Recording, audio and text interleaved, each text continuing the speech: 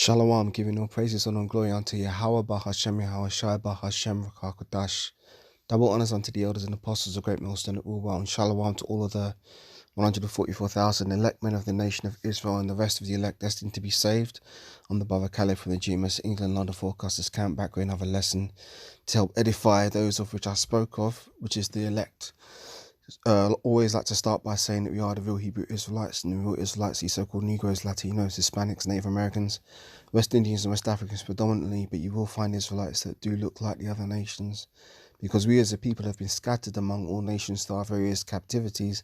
But if your seed line by your forefathers goes back to the man in the Bible named Israel, then you too are an Israelite, no matter what you may look like, because Numbers 1 and verse 18 tells you that your nationality is determined by the lineage of your forefathers. So evidently, there's no need for me to point out the fact that it's December the 25th today, and obviously the vast majority of the world is caught up in this Christmas shit, and it's folly. Folly set in great dignity. It's not the day that Yahweh Shai was born, and even if it was the day that Yahweh Shai was born, you know, we're not really the keeping of birthdays is not a Hebrew Israelite custom. It's a custom of the world. It's a vain thing. So I'm just making this lesson to shorten to the point. As Israelites, we're given our high holy days, which we're supposed to partake in. You know, we've got the Passover, got the Hanukkah, got the Day of Atonement, and such things as that. And Christmas Day isn't a high holy day that the Most High gave us to commemorate or celebrate, so we should have no part in these things. However, what tends to happen at this time of year is you get family members calling out of the woodwork, wanting to pop up on the scene and wish you a happy Christmas or whatever, and, you know, just generally make your life difficult. But really it boils down to the fact that these people have demons on them, and they're not interested in serving Yahweh Hashem Yahweh Shai. They're interested in serving their own vain traditions, and they want to rope you into it. You know, that's how demons work. Their whole, you know, thing is to try and hem you up and tie you up. So then when you put your foot down and take a stand and say, look, man, I'm on the side of Yahweh Hashem Yahweh Shai. I don't want to partake in Christmas. I don't want to have anything to do with it. Then you become the villain. But if that's the case, so be it. Because look, man, whose side are you on in this truth? And this is all part of the test that every brother has to go through. You know, every brother has to deal with their own, you know, personal family demons coming at them at this time of year and trying to rope them into engaging. But at the end of the day, as I said, whose side are you on? Jeremiah chapter 10, starting from verse 1. Hear ye the word which Yahweh speaketh unto you, O house of Israel. So the Most High speaking to the men of the house of Israel, as always. You know, usually these scriptures are for us. What do the scriptures say? He sheweth his let me get this, hang on, bear me a second.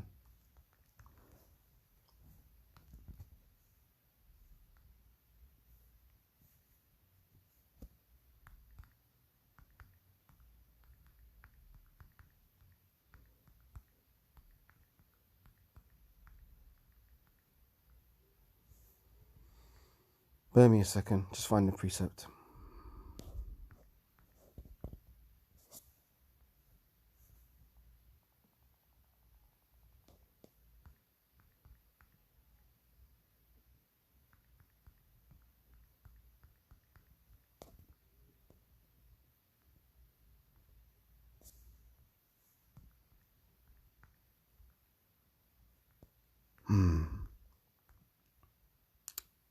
Goodness. Bear me a second, I'm just trying to find this precept. Bear me.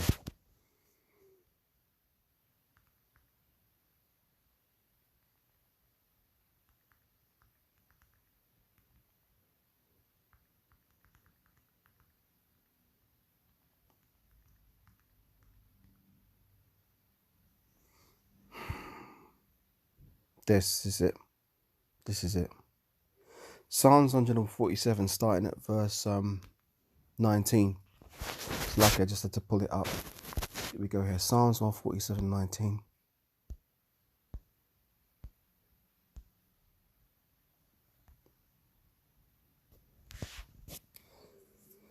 He showeth his word unto Jacob, his statutes and his judgments unto Israel.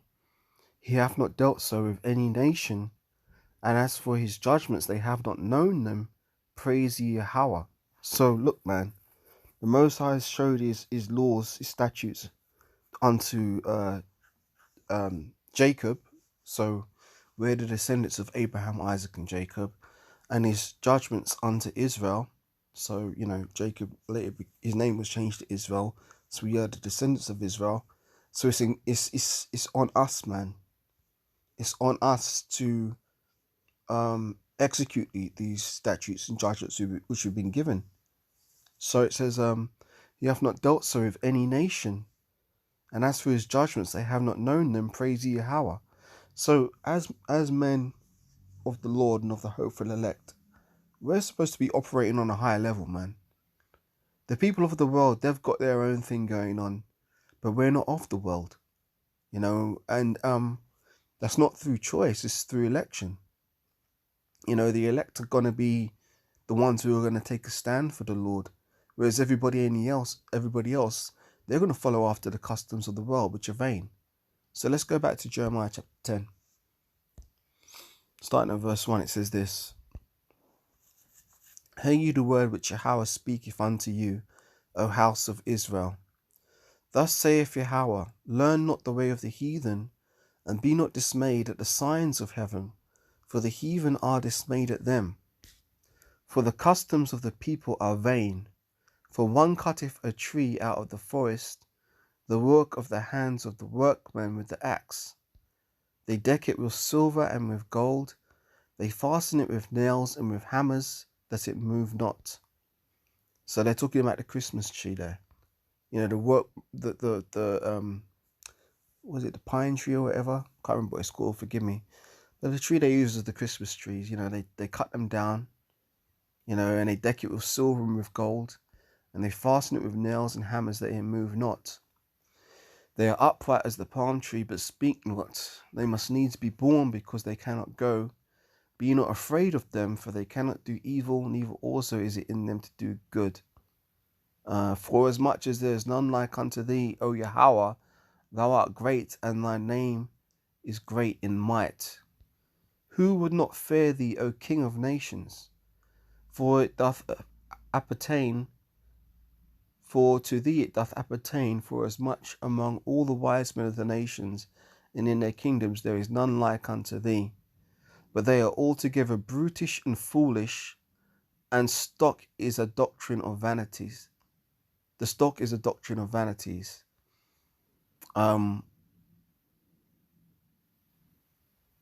So basically, the people who are following after this Christmas tradition, it's a vain thing. It's a vanity, man. Now, in regards to these trees, people will say, "Oh yeah, well, we don't worship the Christmas tree. It's just something for tradition." Nah, fuck that, man. Do people not sing songs to the Christmas tree? You know, "Oh Christmas tree, how lovely are your branches." They made us sing that shitty song in primary school. Now, what else do? They take their bullshit offerings, right? They take their bullshit offerings, which they offer onto the tree, and place them under the tree in the form of these presents. And then what happens on Christmas morning? Everybody comes down excited for all kind of folly's sake. They all gather around the Christmas tree and start bending down to pick up the presents. Well, guess what? When you're bending down under the trees to pick up them presents, that's symbolic of you bowing down unto the tree. And that's something we're commanded not to do. We're not supposed to have idols, man. But see, the thing is, the people of the world, they're ignorant and they're foolish. And they follow after these vain traditions. But tradition is folly, man. If it ain't steeped in truth, it's absolute folly, and we've got no business in it, because the Most High is a power of truth. What did the scripture say? They that worship him must worship him in spirit and truth. Let me get that one, bear with me. The Most High is a spirit, and they that worship him must worship him in spirit and truth.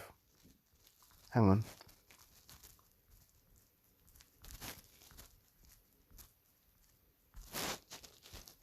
There you go, John 4:24. Let's go there.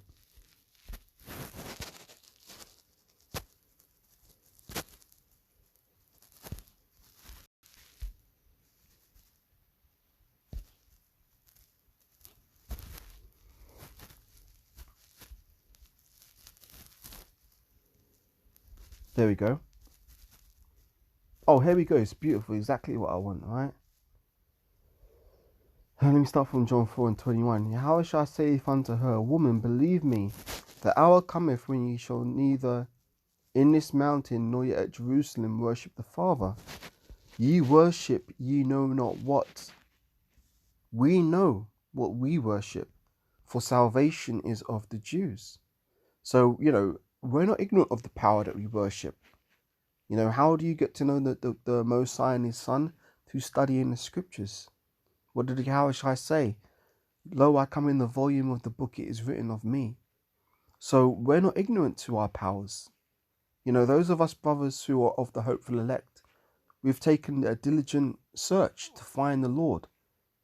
And we found him through studying the scriptures. And obviously our elders and apostles taught us of Yahweh Ba'ashem Yahweh Shai. So it says ye worship, ye know not what. We know what we worship, for salvation is of the Jews. But the hour cometh, and now is, when the true worshippers shall worship the Father in spirit and in truth. For the Father seeketh such to worship him. The Most High God is a spirit, and they that worship him must worship him in spirit and in truth. So we've got to be on the right path. We've got to be on the path of the truth. If you're going off into doctrines of the world, then you're really not drawing closer to the Most High. You're actually pulling further away from him. So let's go to Proverbs, the first chapter.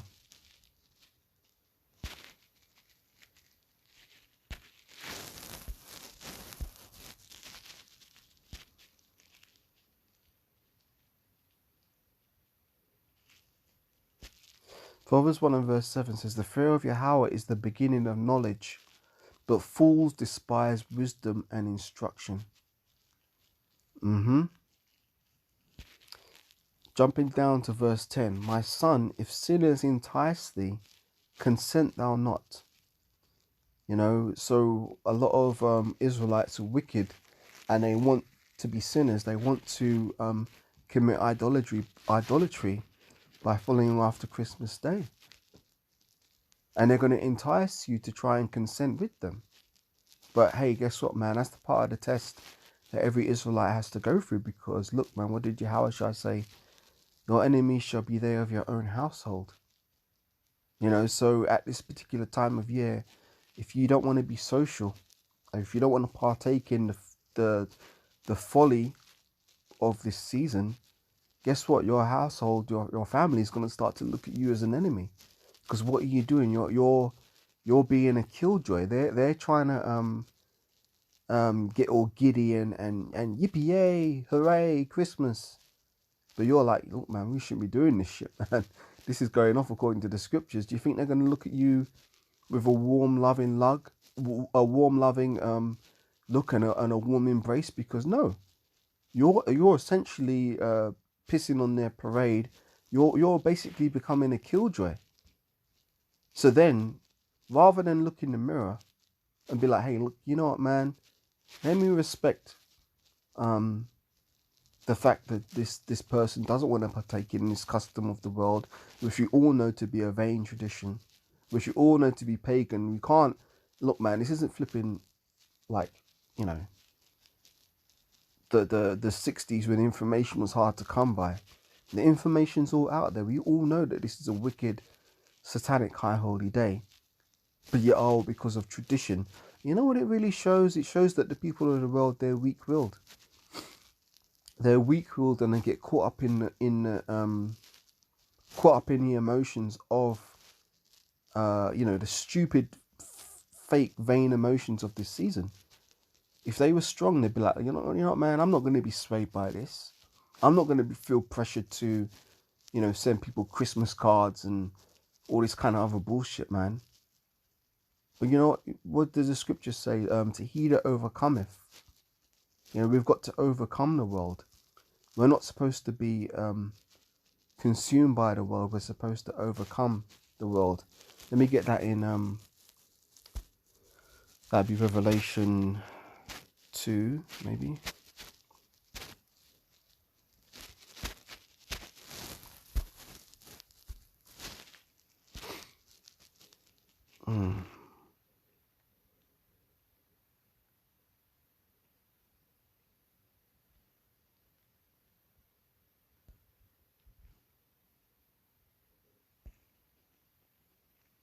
Yeah, here we go. Revelation 2 and 7. He that hath an ear, let him hear what the Spirit saith unto the churches. To him that overcometh, I will give to eat of the tree of life, which is in the midst of the paradise of the Most High. Read that again. Revelation 2 and 7. He that have an ear, let him hear what the Spirit saith unto the churches. To him that overcometh. So we've got to overcome these situations, man. All today is a test. And demons are stirred up. And look, man, all the other family members that usually do this thing, the demons have already got them. So they're not even in the game, man. They're just flipping, side characters, like background characters. The people who the demons really want to go after is the elect, to draw them out of the truth. So what they'll do is they'll inhabit people's vessels. They'll use these people to try and get to the elect, try and get the elect to go off, man. That's how this thing works. And look, man, at the end of the day, today, just like any other day, is a spiritual battle. What does Ephesians 6 and 10 say? Let's get it. Ephesians 6 and 10. Yeah, forgive me, I don't have any scriptures really prepared for this. I'm just kind of flowing in the spirit here. So, Lord willing, the precepts are linking here. Ephesians chapter 6 verse 10 says, look, and this is a good scripture to have in mind in these situations. We've got to be strong, man, because you don't overcome something by being weak. You've got to be strong. So take a stand, man. Ephesians 6 and verse 10. Finally, my brethren, be strong in the Lord and in the power of his might. Put on the whole armour of God, that ye may be able to stand against the wiles of the devil. For we wrestle not against flesh and blood. See, so it's not really the family members themselves, it's the spirits that are inhabiting them that we're wrestling with. So it says, for we wrestle not against flesh and blood, but against principalities, against powers, against the rulers of the darkness of this world, against spiritual wickedness in high places. Wherefore take unto you the whole armour of God, that ye may be able to withstand in the evil day, having done all to stand. Stand therefore, having your loins girt about with truth, and having on the breastplate of righteousness, and your feet shod with the preparation of the gospel of peace. Above all, taking the shield of faith, wherewith ye shall be able to quench all the fiery darts of the wicked. So there's a lot of fiery darts being thrown around at this time of year. Well, guess what? Let the chips fall where they may, man. At the end of the day, if you take a stand for Yahweh Ba'ashem Yahweh Shai, Yahweh Shai will take a stand for you. And Lord willing, he'll stand up for you to say, look, Lord, have mercy on this brother. He's been doing this. He's been faithful to your word. Please preserve him in the hour of temptation. And what will the hour of temptation be? Jacob's trouble, but primarily when that mark of the beast is pushed. Now, I didn't even know that I was going to get into the MOTB, but that's a good point, because look, man, if you can't take a stand against wicked family members in this time now, how the hell are you going to take a stand against wicked family members when everybody in society, the government, your family, probably friends or whoever, on your job or whatever, they're all pressuring you to take the charagma, the mark, the chip? Best believe that hour of temptation is going to get a lot of people hemmed up, man. So look, man, now's the time to practice being strong. Now's the time to practice taking a stand for Yahweh Ba'ashem Yahweh Shai. And every day that we're on this earth is another day to put in that practice of being stiff and firm in the name of the Lord. Now, that's not to say if you want to just try and keep the peace and you go around your family just and have a plate of dinner, you can do that. You can have your dinner, but you know what? I can only speak for myself, and in my case, it never ends there. You know, the family will invite you over, but it doesn't end with you just going over and having a plate of food.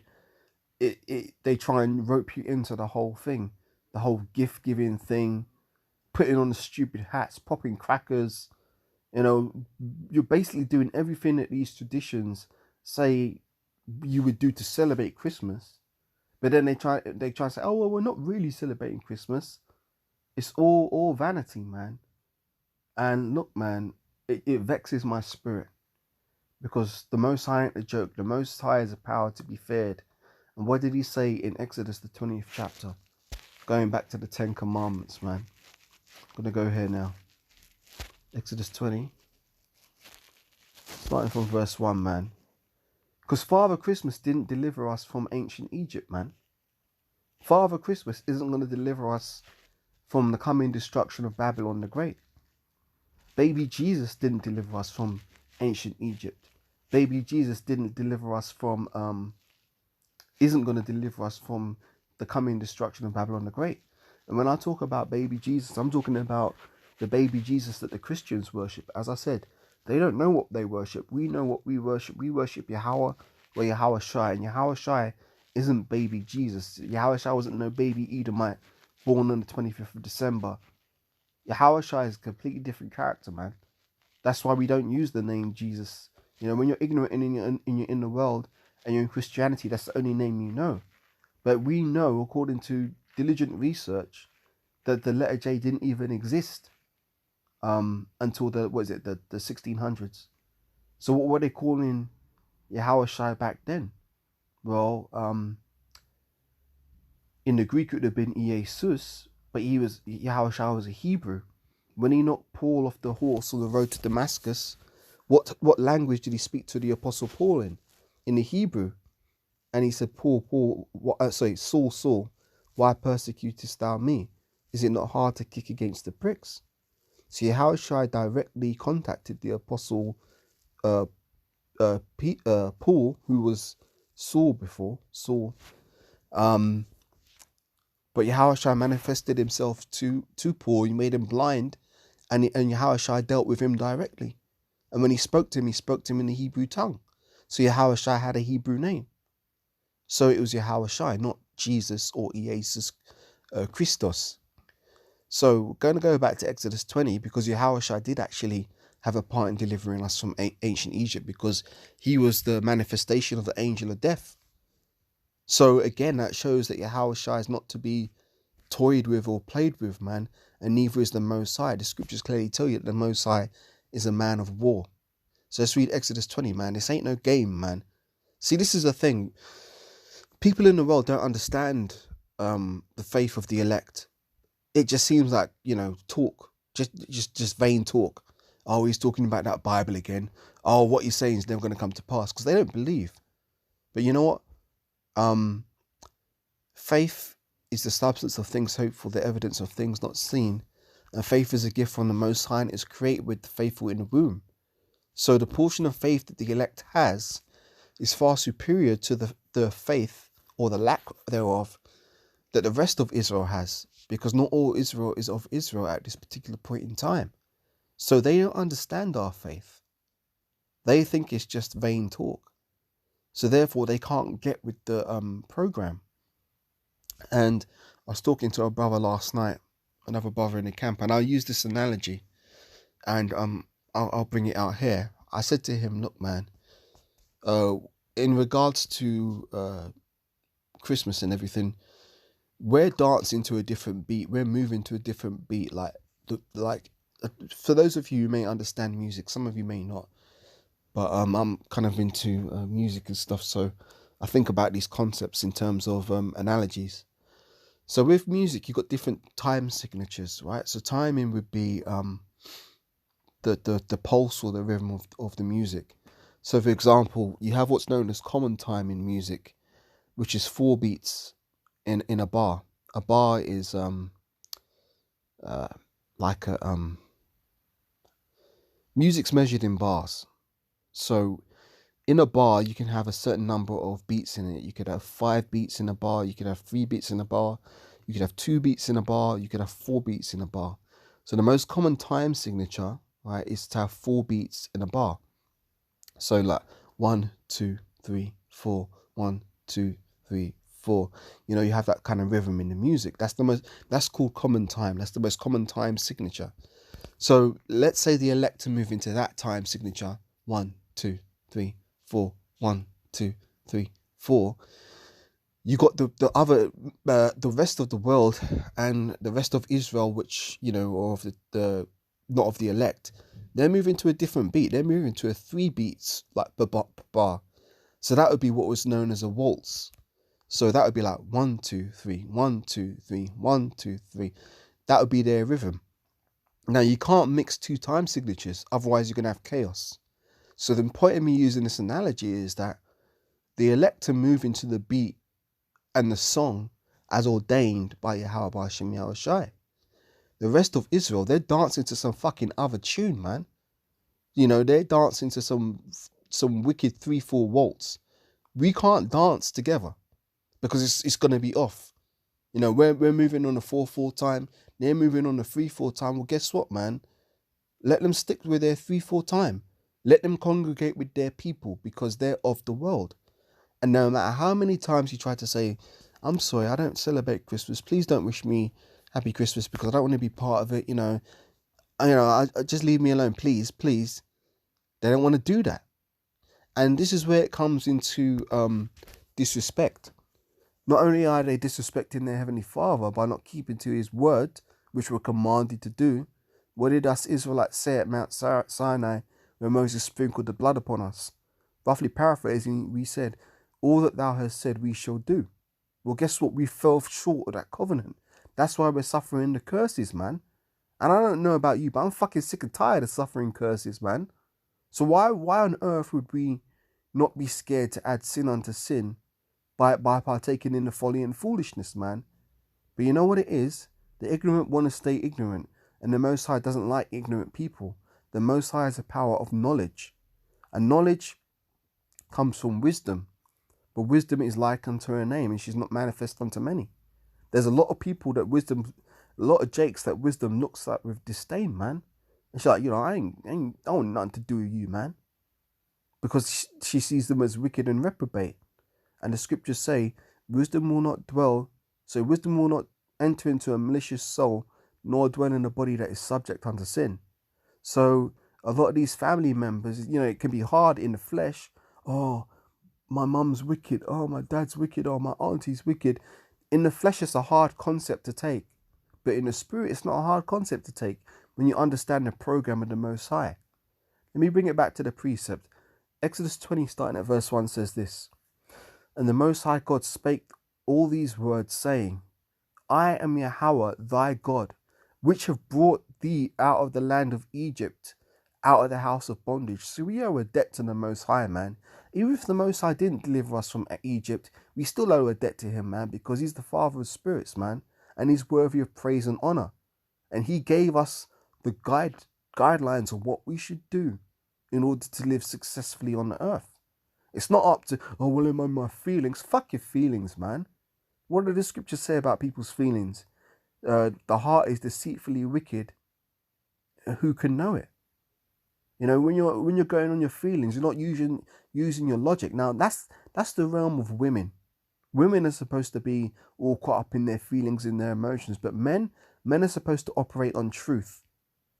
And the truth that we operate on is the laws, statutes, and commandments that were given unto us by the Most High. Right? I am the Lord thy God, which have brought thee out of the land of Egypt. So we owe him, man. We should be giving all praise, honor, and glory unto Yahweh, by Hashem Yahweh Shai, for what he did for us, man. That's why it's so important that we talk about what the Most High did for us with our children. Not be talking to them about some fake-ass Father Christmas coming down a Christmas tree and leaving mince pies and cookies and milk and shit out for them. And the children are there getting giddy. And they go to bed and the parents sneak downstairs in the middle of the night to eat the shit. And when the children come down in the morning, yeah, Father Christmas came and he left gifts for you under the tree. Why are you teaching your children this foolishness, man? Why not teach them the truth that we were brought out of Egypt by the Most High? That's why, look, man, this whole fucking Christmas thing pisses me off knowing, because it's all vain. There's no substance to it. It's just fake shit. But when you come to the Passover, that's real, man. When you come over to the Passover, even before the day of the actual Pesach, the Passover, the spirit gets heavy. And spiritual stuff starts happening, man. You start seeing people bug out, people getting kicked out of the camp, maybe even people dropping dead. Hey, man.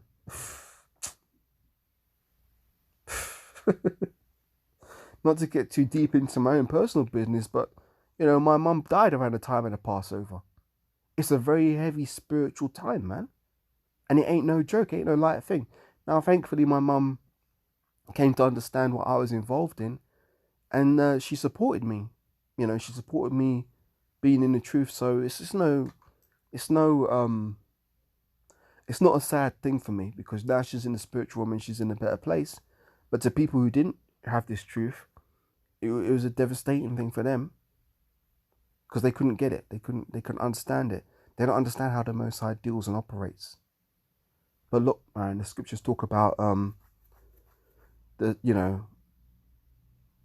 been spared from the wrath to come, roughly paraphrasing. You know, when certain people pass away, that's sometimes the Most High showing mercy on them, and they're being spared from the wrath that's to come. That's why we who remain and are left on the earth, we're in a very precarious position, man.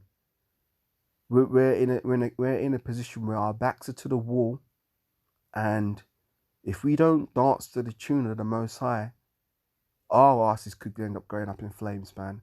And I don't know about you, but I ain't looking to play catch with no fucking intercontinental ballistic missile, man. I ain't playing them games, man. I don't want to be, you know, suffering the second death, which is going to be the death of fire, as spoken in as is spoken of in 2 Peter the 3rd chapter, and, you know, in Isaiah 66 verse 15, you know, Yahweh will come with fire and with his chariots to render his fury, to render his anger with fury and his rebuke with flames of fire. I'm not looking to go out like that. I don't know about you, man, but I don't want no part in that second death, man. I'm hoping that my ass is worthy to be taken on the chariot. So therefore, look, man, and even Apostle Paul said, let no man take your crown. It's like, this truth is like, when I was a little boy, I used to imagine hope as being like a candle. And I don't know about you, but if you've ever held a candle and you're walking with it, you know, the candle flame will be flickering, and all it takes is a strong gust of wind, and that candle light will be snuffed out. So what you have to do is you have to protect that flame. You've got to keep that fire burning, and that's how it is in this truth. But people of the world, family members of the world, they're going to do their best to try and quench your spirit, because it's their objective for you to be on the same level playing field as them. Because really, the people of the world, they hate the prophets, man. And they hate the elect. And they even hate the Most High. And they hate Yahweh Shai. They might not come out and say it, but their actions show forth. You know, they don't want no part of the Most High. They're the same fucking wicked niggers that 2,000, well, not even 2,000 years ago, more than 2,000 years ago, they're the ones who are going off, man. Now, we went off too because we're in the flesh, but the point is that they were going off and they wanted nothing to do with the Most High, man. They wanted to be like the other heathen nations. You know, what did they say in First Maccabees? Since we left the heathen, we've had much sorrow. Let us make a covenant with them. So your own family members who aren't in this truth, man, they're on the side of the world. They're not on your side, man. And they're going to try and drag you down into the world. I'm going to get John 15 in a minute. But let me read this. Exodus 20 again. Verse 3. Thou shalt have no other gods before me. Thou shalt not make unto thee any graven image or any likeness of anything that is in the heaven above, or that is in the earth beneath, or that is in the water under the earth. Thou shalt not bow thyself to them. Remember what I said about bowing to Christmas trees? Nor serve them, for I, Yahweh, thy God, am a jealous God, visiting the iniquity of the fathers upon the children unto the third and fourth generation of them that hate me. So a lot of Israelites hate the Most High. And showing mercy, see, this is what we're seeking after, us of the hopeful elect, and showing mercy unto the thousands of them that love me and keep my commandments. So how do you show your love for the Most High? By keeping the commandments to the best of your ability. That's 1 John 5 and verse 3.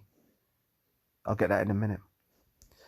Thou shalt not take the name of Yahweh thy God in vain, for Yahweh will not hold him guiltless that taketh his name in vain. Remember the Sabbath day and to keep it holy. See, again, if you're into the Sabbaths, why do you need all these extra fucking non high holy days? You don't, because once every 7 days a week you got your day where you meditate on the Most High and you meditate on His statutes and commandments, man, and that's supposed to be your rest day. But these people, they don't really do that. They're just in the world. And then once a year, oh yeah, December 25th and Christmas, yeah, or New Year's, yeah, or birthdays and Easter, all this fucking vain, foolish shit, man. Double-minded people, man. And the scriptures say a double-minded man is unstable in all his ways. But the seventh day, no, let me read this again, verse 9. 6 days shalt thou labor and do all thy work. But the seventh day is the Sabbath of the Lord, Yahweh, thy God. In it thou shalt not do any work, thou nor thy son, nor thy daughter, nor thy manservant, nor thy maidservant, nor thy cattle, nor thy stranger that is within thy gates. For in 6 days did Yahweh make heaven and earth, meaning 6,000 years, and the sea and all that is in them is, and rested the seventh day. Wherefore Yahweh blessed the Sabbath day and hallowed it. Honour thy father and thy mother, that thy days may be long upon the land which the Lord Yahweh giveth thee. Now that's true, you're supposed to honour your mother and your father to the best of your ability. But if your mother and your father are trying to entice you into doing things that are off according to the scriptures, you have every right to tell them no. Because look at Abraham as an example. His father, Terah, was an idolater. And what did the Most High say to Abraham? Get up and get thee out of the land until the land I will show you. So Abraham had to leave his father because his father wasn't going to come out of idolatry. So look, what was Abraham supposed to do? Partake in the idolatry